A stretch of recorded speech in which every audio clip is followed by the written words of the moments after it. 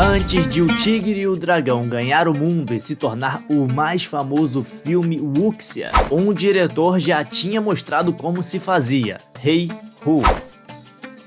O Rei Hu foi quem moldou o gênero Wuxia, como a gente conhece. Antes dele, os filmes de artes marciais chineses eram quase como documentários. Lutas engessadas, movimentos estagnados, ataques posados. Era tipo, você ataca, depois eu ataco. Não havia ritmo, não havia perigo real. Era muito mais teatral do que cinematográfico.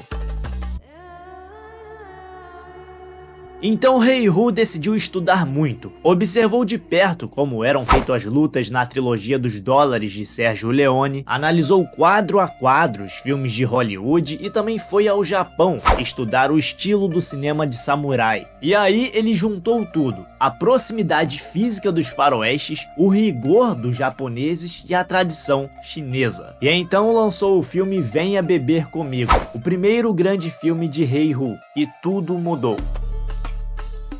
Pela primeira vez, as coreografias tinham fluidez, tinham ritmo, eram quase danças, e ele trouxe um novo olhar. As lutas não começavam de uma forma direta, mas surgiam como uma tensão, uma atmosfera que forçava os personagens a agir.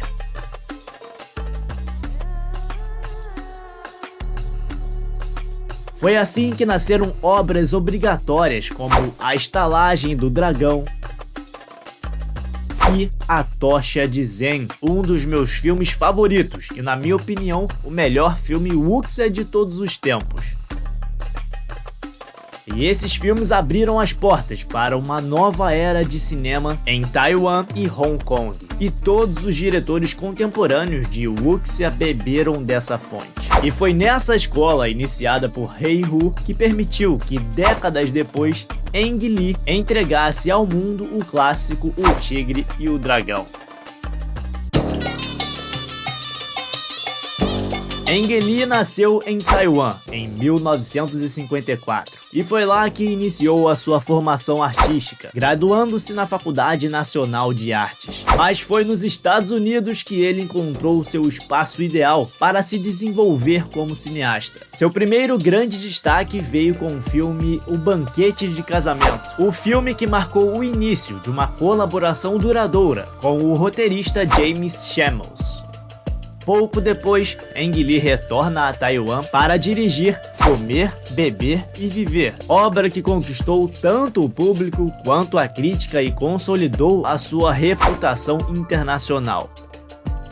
E em seguida ele surpreendeu ao adaptar o romance de Jane Austen Razão e Sensibilidade, com roteiro escrito pela própria protagonista Emma Thompson, e foi uma prova da versatilidade do diretor ao transitar muito bem entre culturas e estilos. Depois disso dirigiu A Tempestade no Gelo, um retrato trágico da classe média americana dos anos 70, e também dirigiu A Cavalgada do Diabo, ambientado durante a Guerra Civil dos Estados Unidos.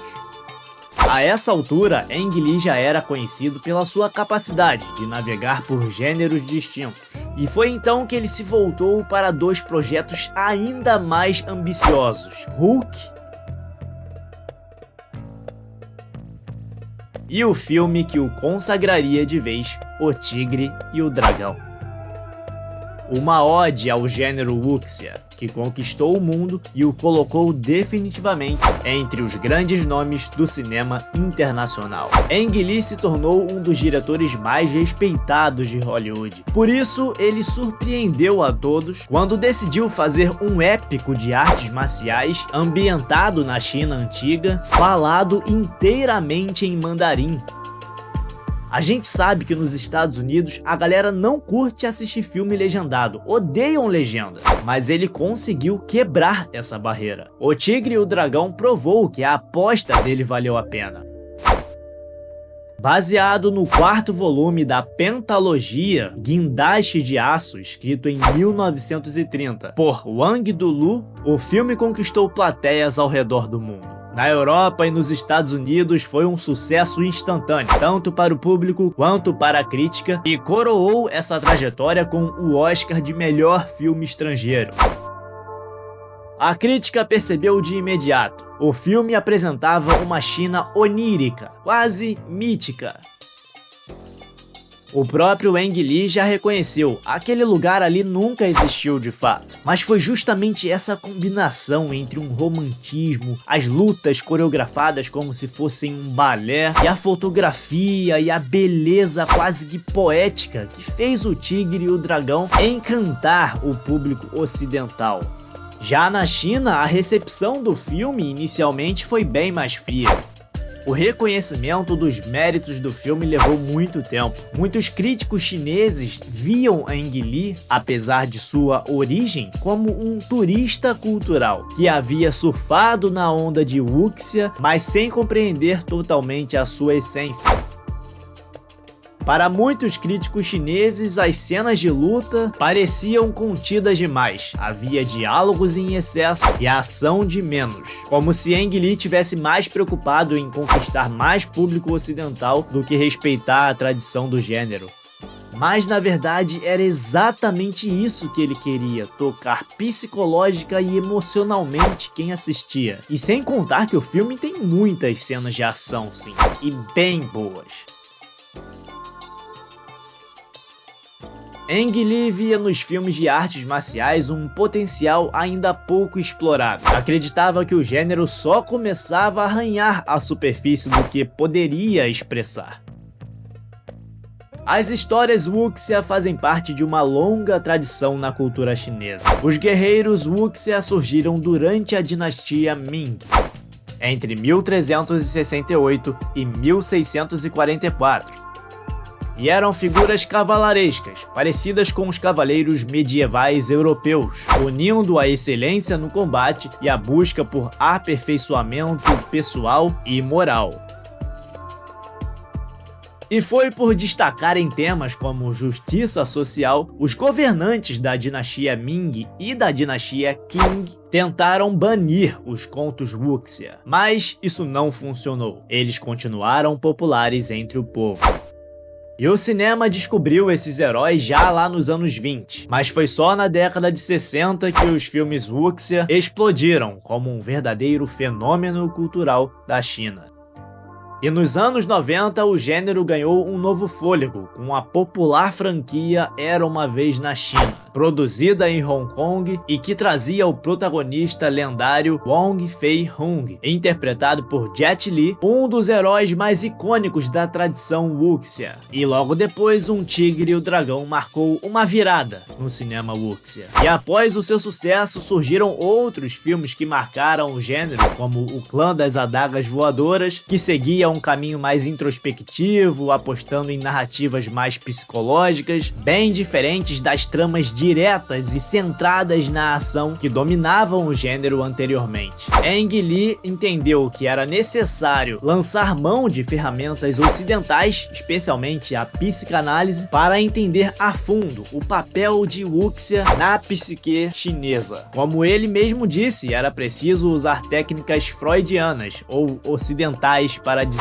o que se oculta numa sociedade reprimida, a tensão sexual e os sentimentos proibidos. Em outras palavras, ele optou deliberadamente por uma abordagem ocidental, para explorar o lado psicológico e emocional por trás da ação, revelando o que os combates não diziam diretamente. Em vez de abrir o filme com uma luta, ele inicia o filme com uma conversa de 5 minutos entre um espadachim e uma guerreira, e a trama se desenrola durante o século XVIII, na dinastia Qing.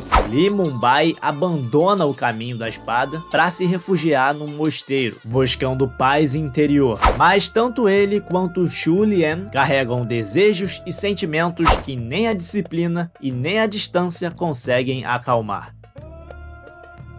Para os padrões de Hollywood, o orçamento de O Tigre e o Dragão foi modesto, cerca de 17 milhões de dólares.